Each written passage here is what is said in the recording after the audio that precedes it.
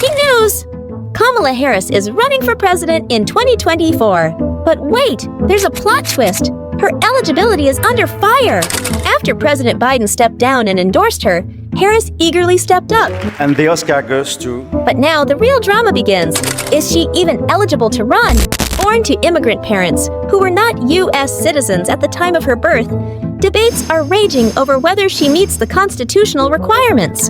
Is Kamala Harris even qualified to hold the highest office in the land? The U.S. Constitution requires the president to be a natural-born citizen. You must be a natural-born citizen. This term has been a topic of intense debate and various interpretations over the years. Kamala Harris was born in Oakland, California, which makes her a U.S. citizen by birthright.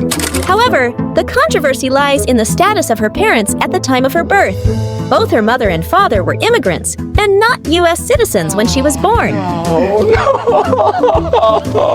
This raises the question, does being born on U.S. soil automatically make her eligible? Or does the citizenship status of her parents play a crucial role? All right, here's your last question.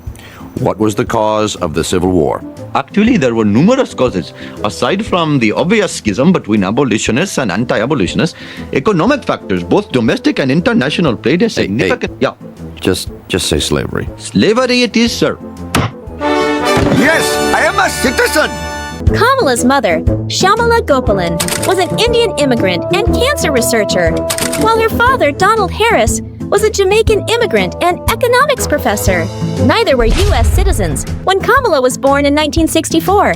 The legal argument hinges on whether her parents' status impacts her eligibility under the Natural-Born Citizen Clause. The term natural-born citizen isn't clearly defined in the Constitution, leaving room for interpretation.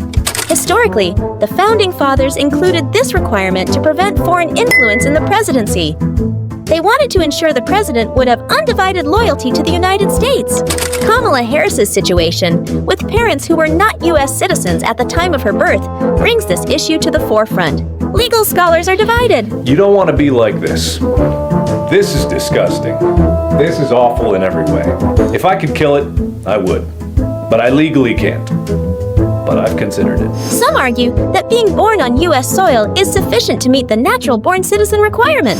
Others contend that the citizenship status of her parents at the time of her birth is a critical factor that cannot be overlooked. This debate isn't just academic, it has real implications for Harris's candidacy. Kamala Harris has repeatedly stated that she is eligible to run for president, dismissing the controversy as a distraction. However, the doubts and questions persist. Critics argue that clarity is needed to ensure that the constitutional requirements are upheld. This isn't just about Harris, it's about the integrity of the highest office in the land. Beyond the eligibility issue, let's look at Harris's political career. As California's Attorney General, she was known for her tough-on-crime stance, which included defending the death penalty and resisting calls for independent investigations into police shootings. These actions have raised questions about her commitment to progressive reforms. Harris has attempted to distance herself from her past positions, emphasizing her support for criminal justice reform. Can't believe it. I'm in disbelief. This. However, her record remains a point of contention. Critics argue that her past actions speak louder than her current promises, casting doubt on her authenticity and reliability as a candidate. Harris has also been criticized for her performance on the national stage. From her awkward explanations of complex issues to her sometimes vague and non-committal statements, her communication style has raised eyebrows. For instance, her explanation of the Ukraine situation. Ukraine is a country in Europe. It exists next to another country called Russia, was widely mocked and seen as oversimplified. What the fuck is this piece of shit? These gaffes and missteps add to the skepticism surrounding her candidacy. Can she effectively lead the nation and handle the complexities of the presidency? Voters are left wondering if she is prepared for the challenges ahead. Despite the controversies, Harris has managed to secure significant financial support. Within days of announcing her candidacy, she raised over $100 million in donations. This impressive fundraising feat highlights her strong backing within the Democratic Party. However, critics argue that financial support does not equate to genuine support from the American people. With Biden out and Harris in, the spotlight is now on her eligibility. Will this controversy crash her campaign before it even takes off? Legal experts continue to debate the constitutional requirements, leaving voters in limbo. On one hand, you have the Constitution's requirements that the president must Be a natural born citizen. On the other, you have Kamala, whose parents were immigrants and not U.S. citizens when she was born in California. Taxes! Down with taxes! Down with taxes! People, your taxes are high because of illegal immigrants. That's right, illegal immigrants. We need to get rid of them. Immigrants, I knew it was them. Can she navigate this legal minefield, or is she just another political pretender? The media and public opinion are deeply divided.